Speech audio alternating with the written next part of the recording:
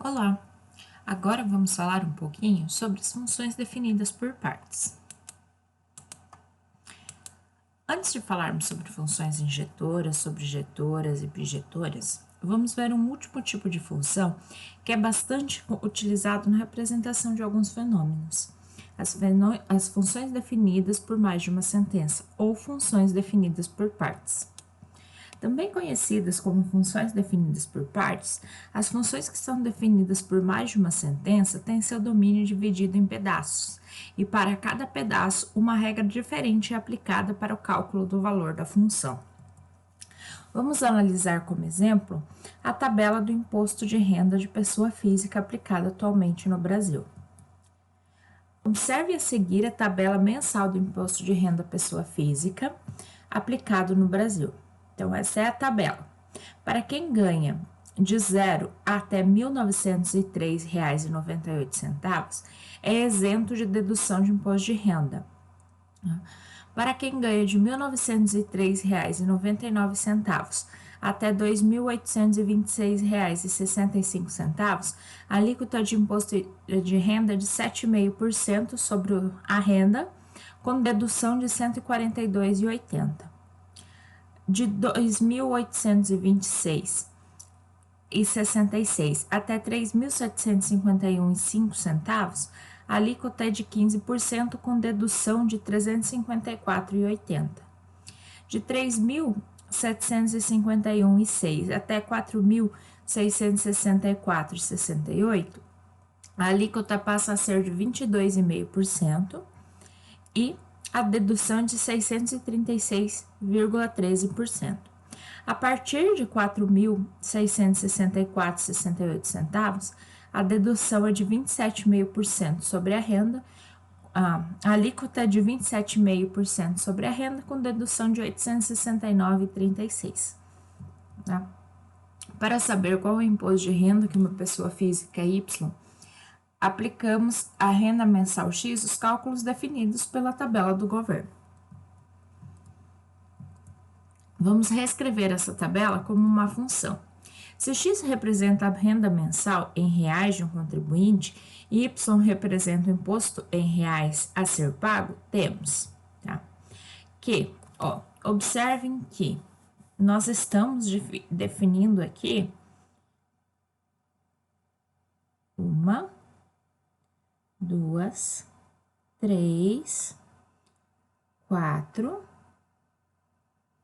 5 faixas, ok? Nós estamos dividindo esse domínio de acordo com as 5 faixas dessa tabela.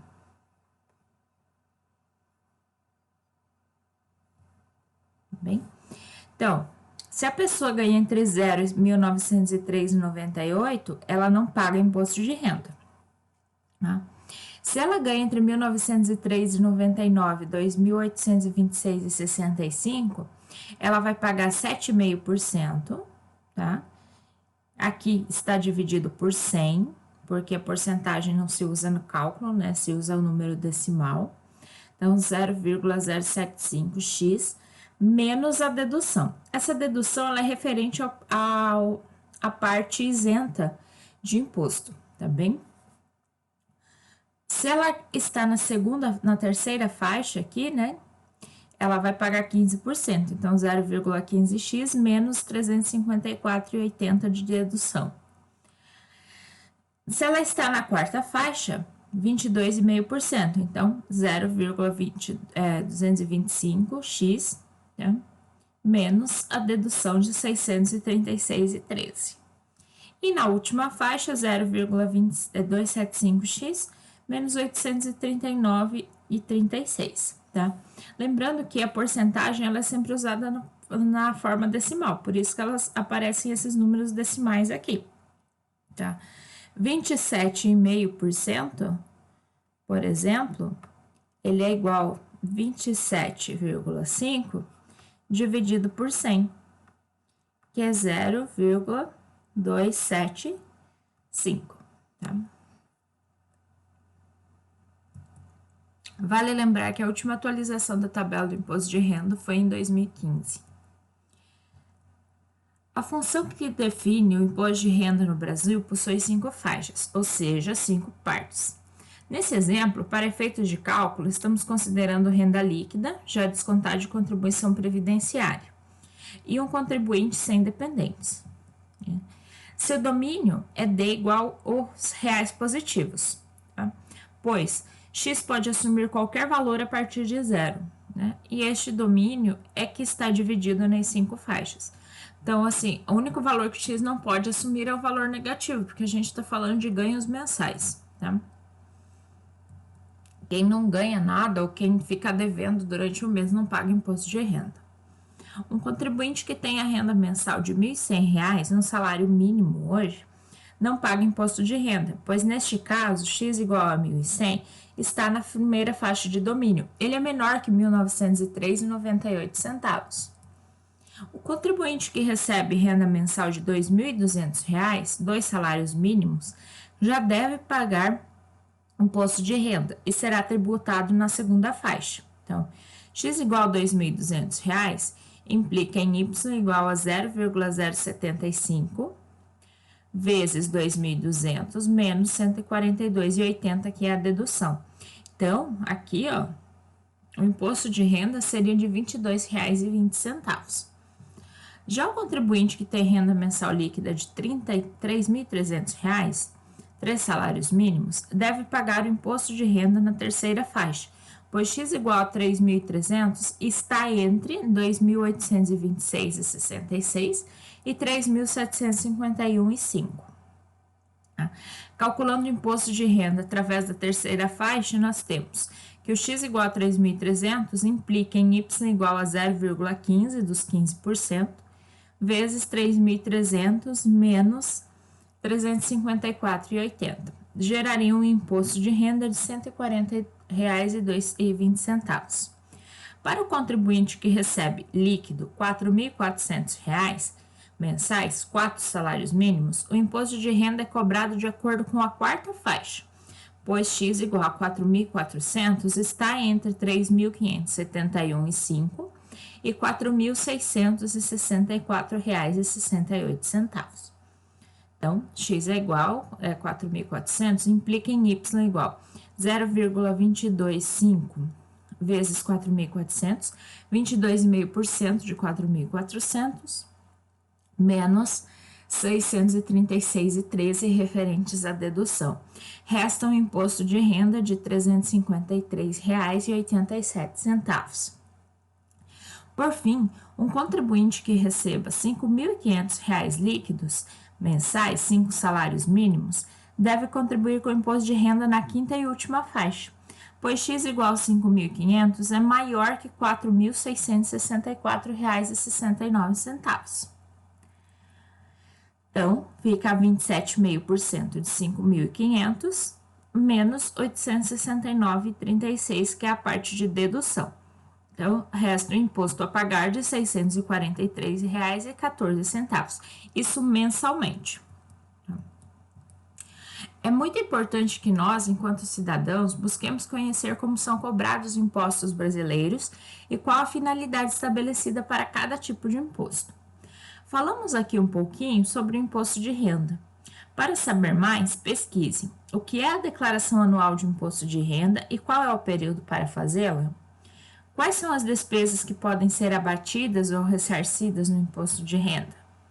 Quem é obrigado a declarar imposto de renda? Qual é a importância da atualização da tabela das alíquotas de imposto de renda? Sobre quais valores recebidos não são cobrados impostos de renda? A gente tem alguns valores que nós podemos receber que não são considerados renda e por isso não é cobrado imposto de renda sobre eles, tá? Quais são esses valores? O que acontece se uma pessoa deixa de pagar o imposto de renda no Brasil? Para saber mais sobre o imposto de renda pessoa física, acesse o site da Receita Federal. Exemplo 2. Seja f de R em R, tal que f de x é igual a menos x menos 1 se o x for menor ou igual que zero. X ao quadrado menos 1 se x maior que zero. Observem aqui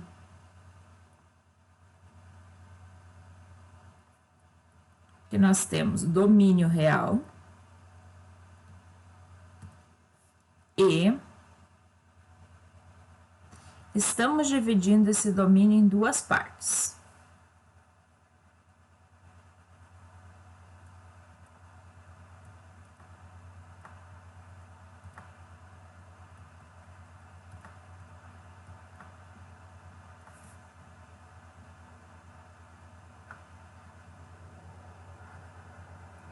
Tá?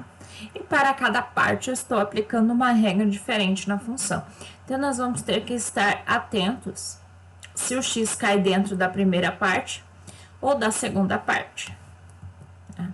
Observe que para essa função, o domínio é os reais, né?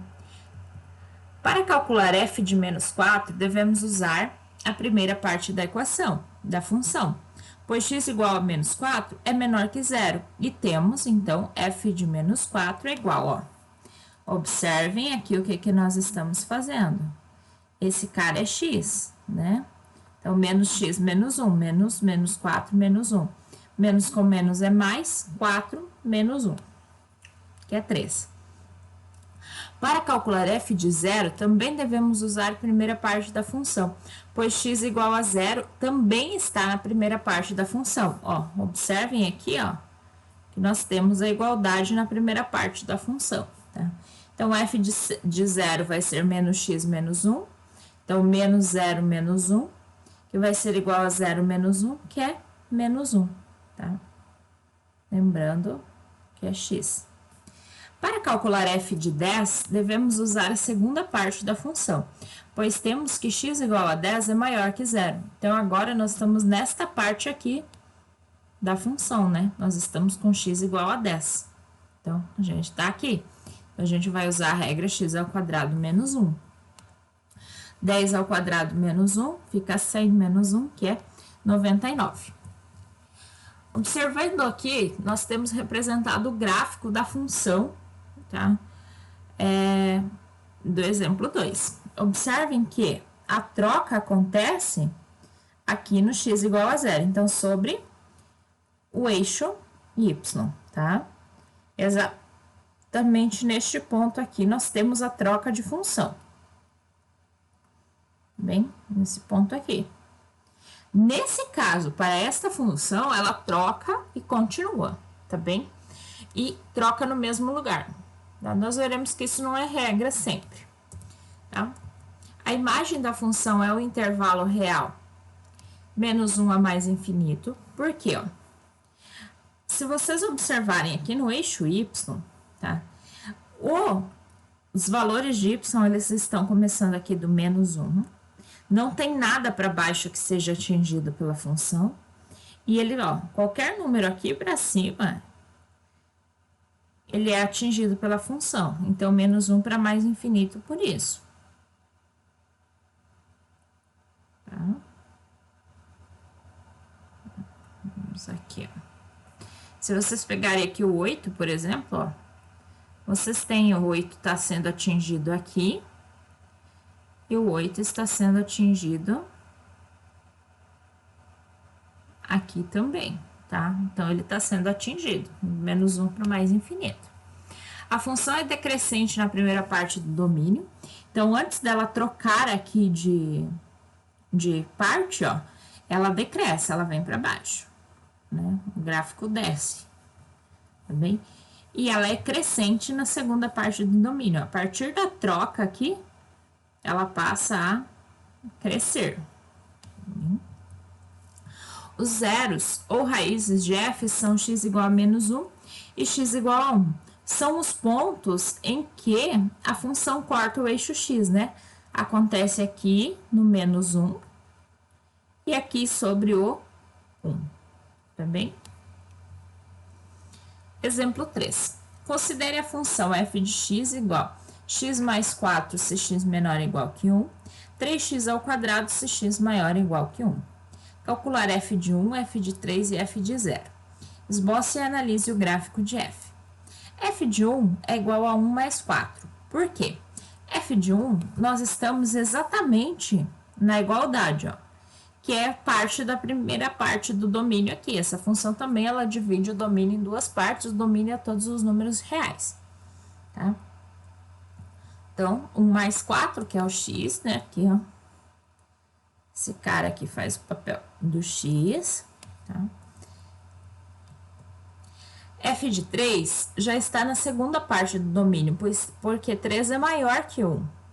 Então, fica 3 vezes 3 ao quadrado, que é igual a 27, né? F de 0 está na primeira parte do domínio, porque 0 é menor que 1. Então, fica 0 mais 4, que é igual a 4. Para esboçarmos o gráfico, devemos estar atento ao fato de que o domínio dessa função está dividido em duas partes, e para cada parte temos uma regra diferente a ser observada. Então, desenhando o gráfico, nós temos isso aqui.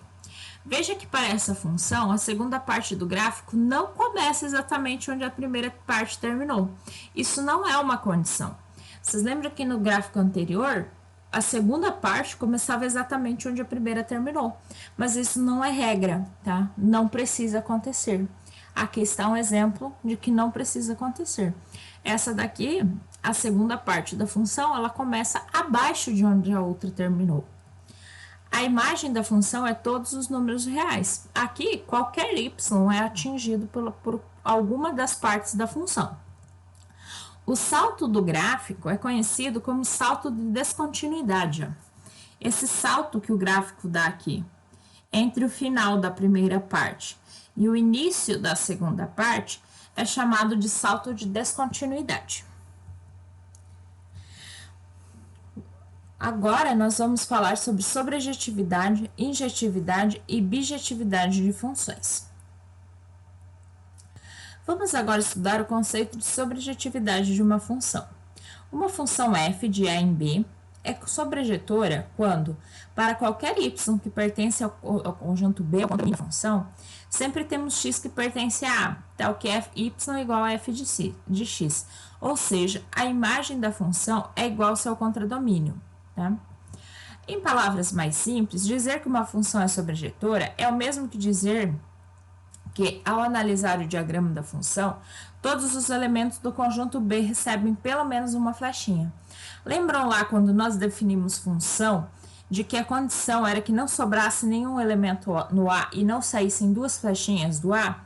Pois bem, agora para ser função sobrejetora, não pode sobrar elementos no B. Tá? Então, aqui, ó, essa função é uma função sobrejetora também, pois não sobra ninguém aqui no conjunto B. Essa aqui não é sobrejetora, pois estão sobrando dois elementos aqui no conjunto B. A função f de a em b, definida por f de x igual a x mais 3, com a igual a 2, 3, 4, 5 e 6, e b igual a 5, 6, 7, 8 e 9, é sobrejetora? Sim. Observe o diagrama abaixo. Ó. Quando a gente faz aqui a ligação dos elementos com suas imagens, vejam que não sobram elementos no conjunto B. Portanto, a função é sobrejetora. Considere f de r em r, definida por f de x igual a x ao quadrado. Essa função é sobrejetora? Lembrando que aqui nós temos o domínio, aqui nós temos o contradomínio.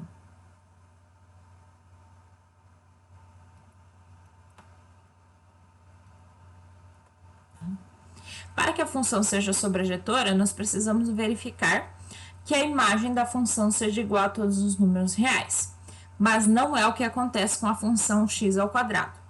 Como para essa função temos domínio e contradomínio reais, que são conjuntos infinitos, não convém que a gente analise um diagrama. Porém, é notável que f não é sobrejetora, do modo como está definido, visto que existem números reais que não podem ser escritos como um quadrado. Observe ao lado o gráfico de f e veja que a imagem da função é intervalo real de 0 a mais infinito. Qualquer número real negativo não recebe flechinha. Ó. Se vocês observarem aqui, ó, o eixo x representa o domínio, né? Eixo y é o contradomínio. Contradomínio é todos os números reais. Porém, a imagem da função está aqui, ó. O primeiro valor de y que eu atinjo é o zero.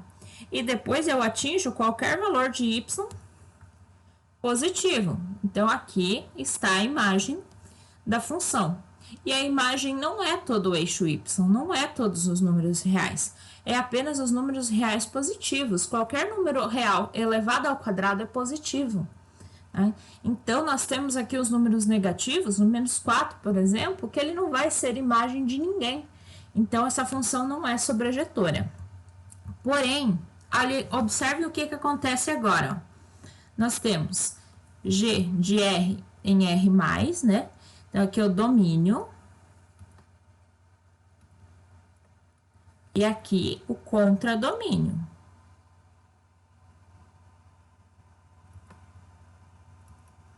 Só que aqui eu fiz uma mudança importante. Aqui eu tô falando dos números reais positivos.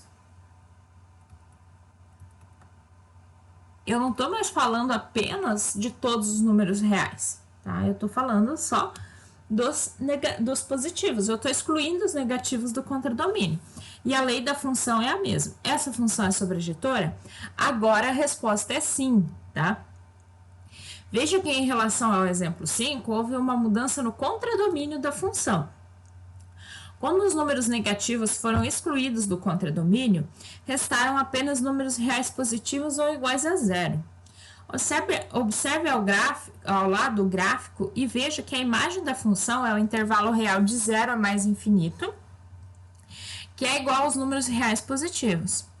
Todos os números reais positivos podem ser escritos como um quadrado de um outro número real qualquer. Observem que agora, ó, o que eu mudei no gráfico em relação ao gráfico anterior? Nós não temos mais a parte de baixo do eixo y. A gente só tem a parte de cima do eixo y. Então, agora, a imagem e o contradomínio são iguais, tá? Função injetora. Uma função f de a em b é injetora C para quaisquer x1 e x2 de A, com x1 diferente de x2, a gente tem f de x1 diferente de f de x2. Em outras palavras, uma função é injetora se dois elementos diferentes do domínio sempre estão relacionados a dois elementos diferentes no contradomínio. Não existem duas flechinhas chegando no mesmo lugar. No gráfico, sempre que fizermos retas horizontais paralelas ao eixo x, se a função for injetora, cada reta cortará o gráfico apenas uma vez. Tá? Vejamos alguns exemplos. Então, aqui, ó, esse primeiro exemplo do diagrama, ó, veja que cada elemento do domínio está ligado a apenas um elemento do contradomínio. Tá? Então, ela é injetora. Agora, aqui, não é injetora. Por quê? Eu tenho duas flechinhas chegando no mesmo lugar. É função, mas não é injetora. Exemplo 7. A função f de a em b, definida por f de x igual a x mais 3, com a igual a 2, 3, 4, 5, 6, e b igual a 5, 6, 7, 8 e 9, é injetora? Sim, observe o diagrama abaixo. Veja que nenhum elemento do conjunto B está ligado a mais de um elemento do conjunto A. Ou seja, não há duas flechinhas chegando no mesmo lugar, né? Então, aqui nós não temos duas flechinhas chegando no mesmo lugar. Cada flechinha chega num lugar diferente. Exemplo 8. Considere a função real f de x igual a x ao quadrado com domínio e contradomínios reais. A função é injetora? Não, tá? Ela não é injetora, tá bem? Para mostrar que ela não é injetora, considere x1 igual a menos 2 e x2 igual a 2. Veja que x1 e x2 são diferentes, né? Menos 2 é diferente de 2. Porém, ambos resultam em f de x igual a 4, né? f de x1 é igual a f de x2. Mesmo que x1 seja diferente de x2, nós encontramos o mesmo valor para a imagem desses números. Então, a função não é injetora. Também podemos concluir isso pelo gráfico da função. Observem aqui, ó. Quando eu faço o teste das retas horizontais, Cuidem para não confundir com o teste da reta vertical, que é para verificar se a função. Esse aqui é para verificar se a função é injetora, tá? Essas aqui, as retas são horizontais. Ó, sempre que eu fizer uma reta horizontal, essa reta vai tocar o gráfico em mais de um ponto, tá? Qualquer uma das retas toca o gráfico em mais de um ponto, tá? Então, ela não é injetora. Exemplo 9. Considere a função f de r em r, então dos reais nos reais, definida por f de x igual a x ao cubo. É uma função injetora? Sim. Tá?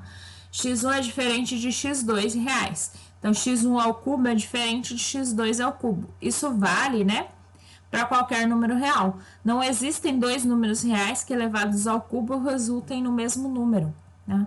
Então, ó, menos 2 elevado ao cubo é menos 8, 2 elevado ao cubo é 8, é diferente. Menos 4 elevado ao cubo é menos 64. 4 elevado ao cubo é 64, são números diferentes. Diferem por um sinal, mas são diferentes. No gráfico também, ó, veja que cada reta horizontal que nós fizermos vai cortar o gráfico apenas em um ponto.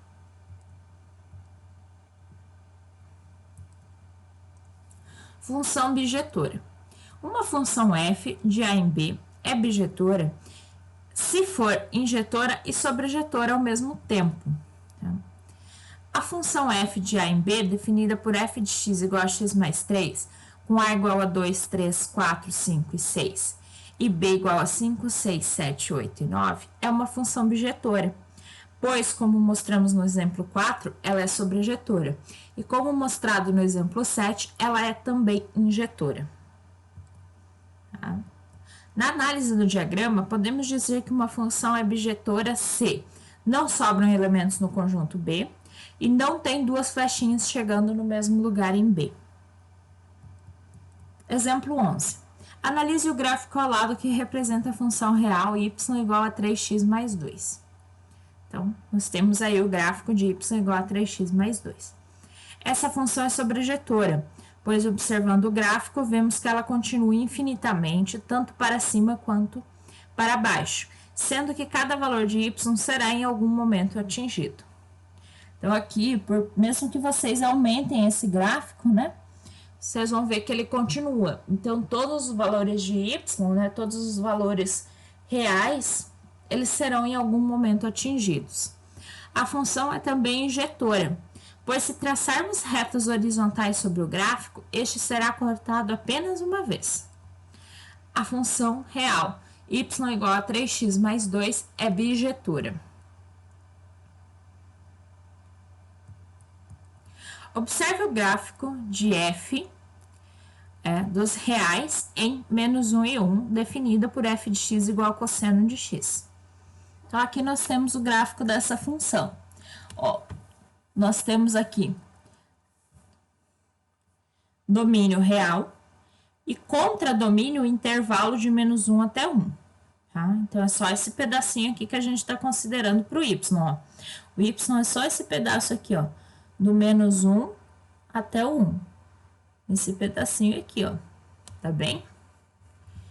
Ela é sobrejetora, pois todo número no intervalo de menos 1 a 1 é em algum momento atingido pela função, mais de uma vez, inclusive. Ela não é injetora, pois temos que, por exemplo, o 1, ele é a imagem do cosseno, ele é igual ao cosseno de 0, de 2π, de 4π e assim por diante, ó.